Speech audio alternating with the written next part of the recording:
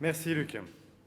Chers camarades, notre pays traverse une période difficile, parfois tragique, affrontant tour à tour et parfois en même temps les périls sanitaires, les menaces terroristes et le retour d'une misère inédite dans certaines parties de notre territoire sous l'effet d'une crise économique et sociale. Une telle période est lourde de dangers et de souffrances pour nombre de nos concitoyens. Mais cette étape délicate peut être franchie. Nous pouvons relever les défis qu'elle nous pose si nous savons faire preuve tout à la fois de réalisme et de fidélité à nos valeurs. Je ne voudrais pas ici me payer de mots. L'heure n'est plus à faire des phrases, mais à clarifier les enjeux. Vendredi 16 octobre, un homme est mort. Un enseignant a été décapité, assassiné parce qu'il enseignait la liberté. Ce crime ne relève pas de la catégorie des faits divers. C'est un attentat politique. C'est l'école de la République qui était visée. Et à travers l'école, c'est l'accès à la connaissance, c'est l'esprit critique, la pensée libre qui était ciblée, et Samuel Paty qui en est devenu la victime expiatoire. J'ai entendu la formule de Robert Badinter, reprise par le chef de l'État, donnant le titre de héros tranquille à Samuel Paty. J'en comprends évidemment le sens, et rétrospectivement, héros, il l'est devenu. Mais le caractère héroïque laisse penser qu'il était un enseignant d'exception, alors qu'il assumait sa mission comme des milliers d'autres professeurs d'histoire-géographie. Et c'est précisément parce qu'il était un professeur comme les autres qu'il a été châtié. Comme exemple pour tous les autres, massacré sauvagement au nom d'un ordre qui se prétend supérieur, celui d'une version dégénérée de l'islam.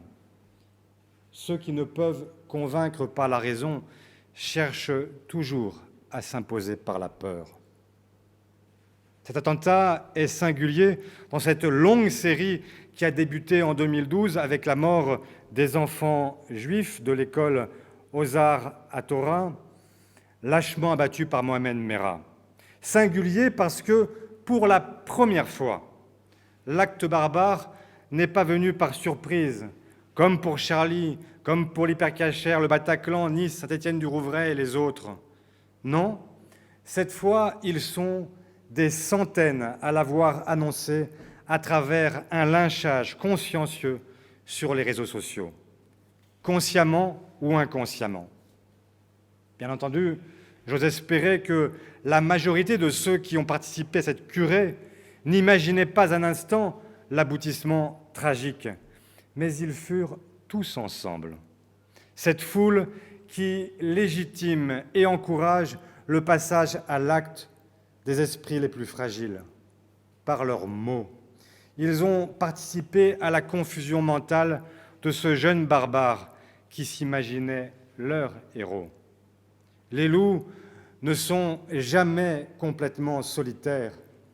En réalité, lorsqu'ils quittent le confort de la meute, c'est pour tuer. Et c'est pourquoi il ne doit plus être toléré nulle part qu'un professeur puisse être contesté pour le contenu de ce qu'il enseigne. Les sciences ne sont pas une option. L'éducation sexuelle n'est pas une option. Le sport n'est pas une option. L'histoire n'est pas une option. L'éducation civique n'est pas une option. Au cours du mandat précédent, beaucoup a été fait pour renforcer l'arsenal pour lutter contre les terroristes.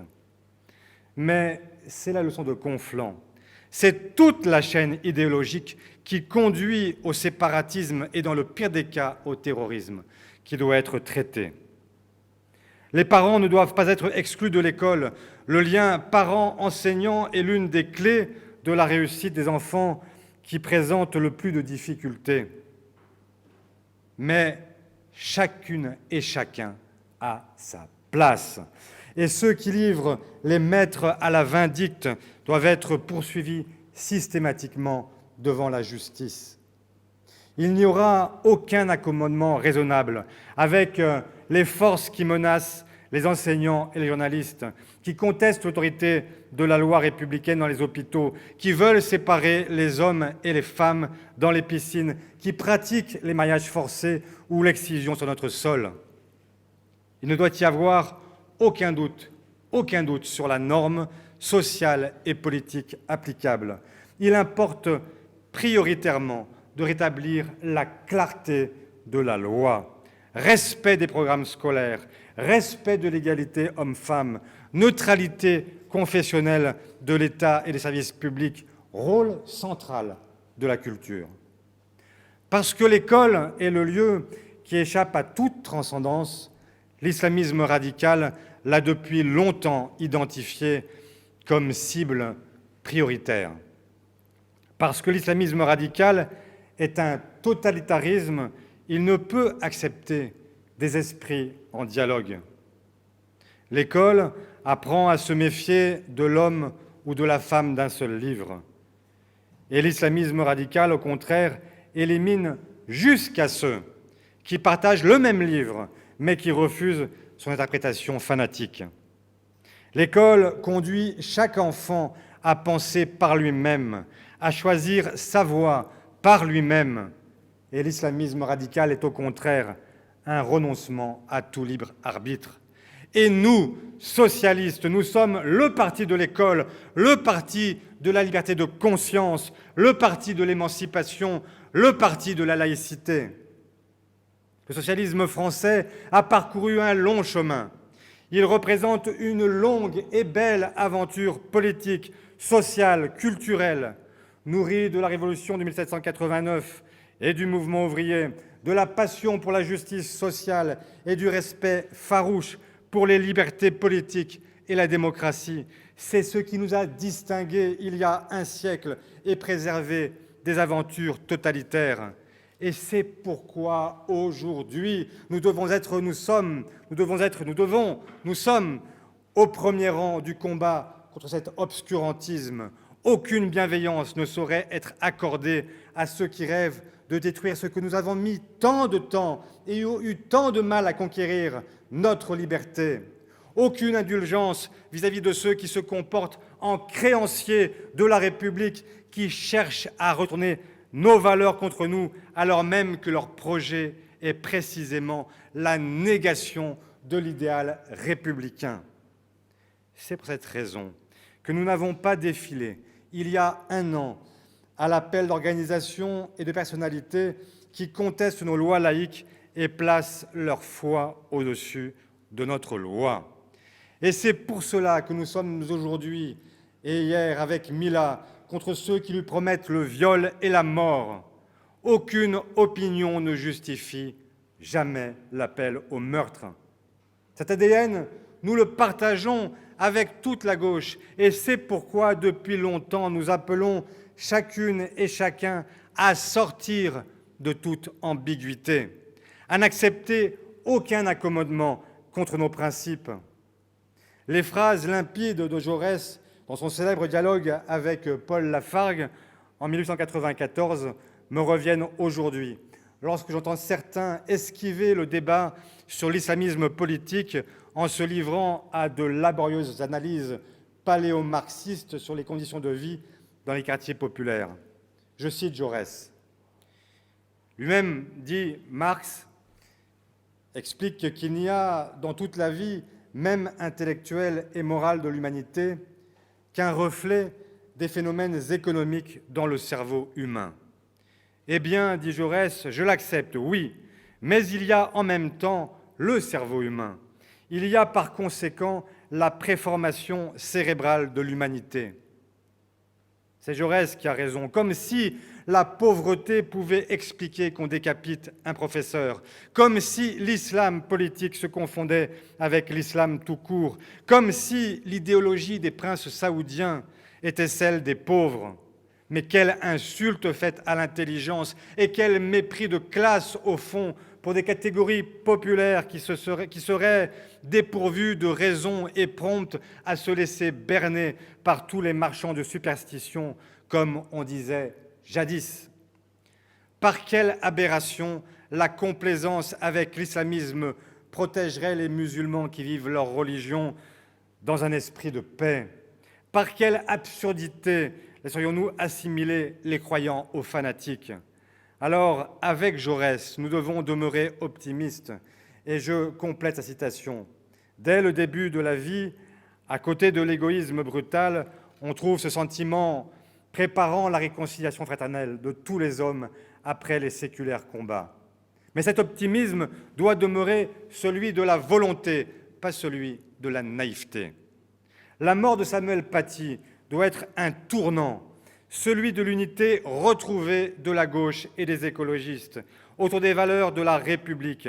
Samuel Paty ne doit pas avoir été massacré pour rien.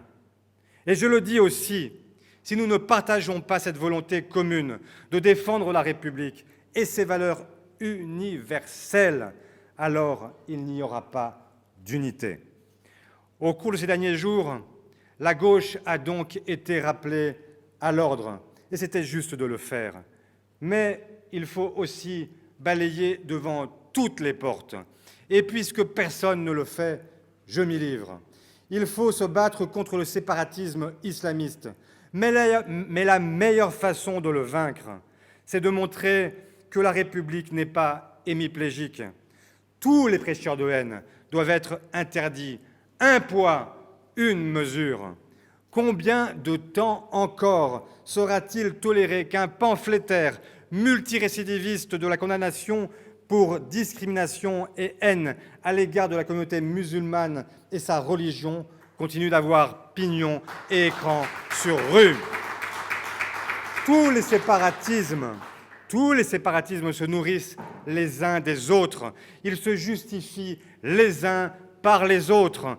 Et donc, au fond, ils poursuivent le même projet, celui de l'affrontement de tous contre tous et du développement séparé. Nous sommes aujourd'hui, chers camarades, et je le dis avec gravité, au bord de la fracture. Cette fracture a des causes idéologiques. Je viens d'en parler. Elle a aussi des causes sociales qui, comme je viens de le dire, ne justifient rien, ne relativisent rien, mais que nous devons aussi prendre en compte si nous voulons une victoire durable. Les rabatteurs du califat ont depuis longtemps repéré leurs proies les plus fragiles. Ils savent que les inégalités territoriales, les injustices sociales, les discriminations sont un terreau fertile sur lequel poussent les rancœurs à partir des humiliations. Et donc le racisme doit être combattu comme jamais. Partout, il faut que chaque enfant de France, quelle que soit son origine, son quartier, son statut, sa religion, sache qu'il demeure un projet pour la République. Il faut être implacable avec l'islamisme radical, mais l'être tout autant avec ses causes. Traiter les symptômes du mal comme les racines du mal. Les zones de relégation sociale mitent notre espace commun.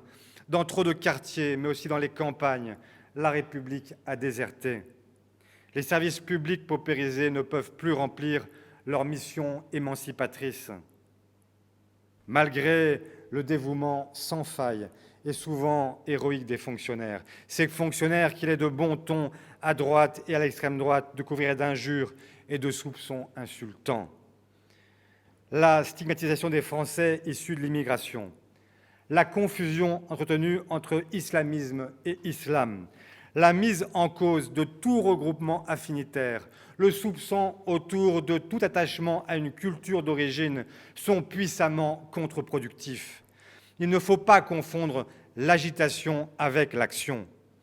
Le ministre de l'Intérieur, qui a pour principale obsession d'occuper les écrans, illustre avec brio cette confusion. Le voilà qui nous donne son avis sur les rayons des supermarchés, a expliqué dans un raccourci saisissant que manger halal conduit au communautarisme. Et si on suit le fil de sa pensée, il y a là un premier pas vers le séparatisme précédant lui-même le terrorisme. Le même qui, il y a quelques années, plaidait pour un nouveau concordat avec cette fois la religion musulmane. Le même qui avait accompagné Nicolas Sarkozy dans son rapprochement avec l'UOIF. Gérald Darmanin, puisque c'est de lui dont nous parlons, entend, paraît-il, maintenant aussi durcir à nouveau les règles du droit d'asile que son gouvernement a déjà durcies il y a 2 ans. Mais par quel raisonnement peut-on, au nom de la défense du droit universel à la liberté d'expression, peut-on en arriver à refuser l'accueil des combattants de la liberté et des victimes de régimes totalitaires? Pour être entendu, il faut être cohérent, et aucune victoire contre l'islamisme radical ne se fera sans fidélité à nos valeurs. Le rétablissement de l'ordre républicain, dont certains ont la bouche pleine, ne saurait se résumer exclusivement à une politique répressive. Cet ordre républicain serait celui, dans ce cas, d'une république hémiplégique. Une telle vision oublie la dimension protectrice et intégratrice de la République. Elle oublie le beau nom de service public et l'impératif de justice sociale. La République, celle pour laquelle tant de Françaises et de Français se sont battus, et nous avec eux, et que le peuple a conquis de haute lutte, c'est celle de l'éducation nationale, de l'instruction laïque et obligatoire, de la santé pour tous et de l'hôpital public, de la justice fiscale et sociale, de la démocratie. Et dans un monde ravagé par les inégalités, supprimer l'ISF est d'ailleurs une faute plus qu'une erreur qu'il faudra réparer le plus tôt possible. Oui, la République doit revenir partout en France, dans les moindres rues, dans les campagnes les plus isolées, mais une République fidèle à elle-même, pas une République défigurée par la peur. Pour être elle-même, la République doit être d'abord une République démocratique. Respecter le Parlement. Et le débat auquel Valérie participe actuellement est loin d'être celui que nous appelons de nos vœux. Sans chercher à tout confondre, je viens de parler d'un sujet lourd, grave, identitaire. Sans chercher à tout confondre, je veux tout de même rappeler que la démocratie, et y compris la démocratie parlementaire, la démocratie politique, n'est pas une activité périphérique. Et elle est arrangée, évidemment, au rang des activités essentielles. Pas moins que l'activité économique qu'il faut maintenir autant qu'il est possible. Pas moins que les écoles qui doivent rester ouvertes. Et chacun a bien compris dans mon propos à quel point, pour nous toutes et tous, l'école a un rôle primordial. Rien n'autorise à mettre la démocratie en sommeil.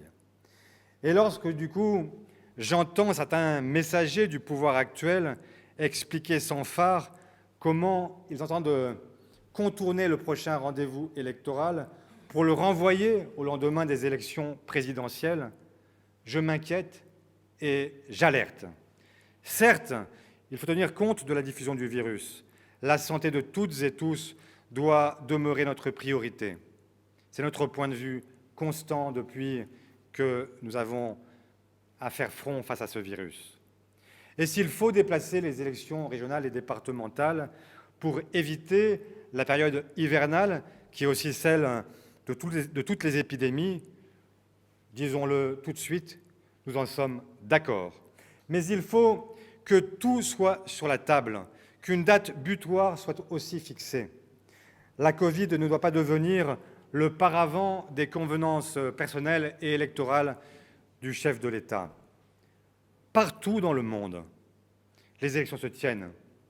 Dans quelques jours, les Américains éliront non pas seulement leur président, mais aussi leurs députés, une part de leurs sénateurs, la moitié, leurs gouverneurs, leurs shérifs, leurs juges, alors qu'ils vivent un pic de contagion. Alors bien sûr, nous devons adapter nos campagnes, aller vers des solutions qui permettent de voter par correspondance, faire évoluer les documents qui accompagnent les professions de foi des candidats, négocier avec le service public audiovisuel des plages réservées au débat. Mais la démocratie ne doit pas s'interrompre. Je le dis, il faut donc préserver la démocratie, il faut du débat, mais il faut aussi parfois de l'unité. La crise sanitaire exige, elle, une réponse qui soit la plus partagée possible. Depuis le début de cette crise, pour des raisons qui me restent obscures, le pouvoir improvise des réponses souvent contradictoires, sans concertation préalable qui éviterait les erreurs les plus grossières. Depuis le début de la crise, je n'ai cessé, avec nos 2 présidents de groupes parlementaires nationaux, de rappeler notre disponibilité pour que la solidarité nationale s'exerce sur la gestion de la crise sanitaire. Nous avons tout au plus eu droit à des simulacres de réunion où les scénarios de réponse ne sont jamais posés. Le résultat, c'est l'échec du déconfinement. Un gouvernement qui ne débat qu'avec lui-même et qui ne fédère pas autour de solutions qui puissent être partagées par l'ensemble des Français. Le résultat, c'est un gouvernement tétanisé par les réactions de l'opinion, et ce sont des mesures insuffisantes qui viennent toujours trop tard. Voilà, chers camarades, ma vision, notre vision de la République. Intransigeance sur les valeurs, respect absolu de la démocratie, unité chaque fois que l'essentiel est en jeu. Le socialisme et la République, ce ne fut parfois qu'une formule dans la surchauffe des congrès et des arguments de tribune. Dans la France d'aujourd'hui, celle où des journalistes, des enseignants sont assassinés, eh bien, elle ne saurait se limiter à un slogan. Elle doit être notre boussole, notre fil conducteur, une exigence quotidienne pour tous les militants socialistes. Au cœur de la République, et c'est l'un des endroits où elle croise le socialisme pour s'y vivifier et s'en nourrir, se trouve une ambition humaniste qui ne se confond pas avec la mièvrerie des bons sentiments ou la bonne conscience. L'humanisme n'est pas un somnifère progressiste qu'on administre aux citoyens pour qu'ils dorment les yeux ouverts. Il est temps que la France reprenne le chemin de l'histoire. Il est temps que les socialistes remontent dans le train de l'histoire pour le conduire, pour l'empêcher d'achever sa course folle vers l'autoritarisme et la violence. Nous sommes arrivés trop loin, nous avons trop sacrifié pour ainsi dédaigner le futur, expliquait John Fitzgerald Kennedy. Dans ce train, les socialistes se rassembleront fraternellement, sous leurs couleurs, en cherchant, comme toujours, à travailler avec tous ceux pour qui le mot progrès humain a un sens. Les socialistes se montreront ouverts aux autres en restant fidèles à eux-mêmes, car on ne peut aller vers autrui si on ne sait pas qui on est. C'est au-dedans de soi qu'il faut regarder dehors, disait Victor Hugo. C'est la raison pour laquelle, en l'absence de congrès, je reviendrai devant vous dans quelques semaines pour vous soumettre la feuille de route de nos prochains mois. Ces mois devront être ceux de l'affirmation d'un projet pour les Français et la base à partir de laquelle nous pourrons discuter d'un contrat de coalition avec nos partenaires. Voilà, chers camarades, l'ajournement du processus de congrès ne conduira pas à mettre entre parenthèses notre travail. Il va même conduire à ce que, finalement, nous en accélérions le rythme. L'objectif, c'est de répondre aux attentes et d'être prêt pour l'échéance décisive de 2022. Plus que jamais, ma conviction est faite, et c'est par là que j'en termine. Je ne crois pas seulement que notre espace soit inoccupé. Ce serait une vision, au fond, bien politicienne. Mais je crois qu'il y a une nécessité à occuper cet espace de la République sociale et écologique pour tenir cet équilibre fragile sans lequel une société se fragmente. C'est notre responsabilité, chers camarades, c'est notre devoir, ce sera aussi demain notre honneur. Vive la gauche, vive la République et vive la France. Merci.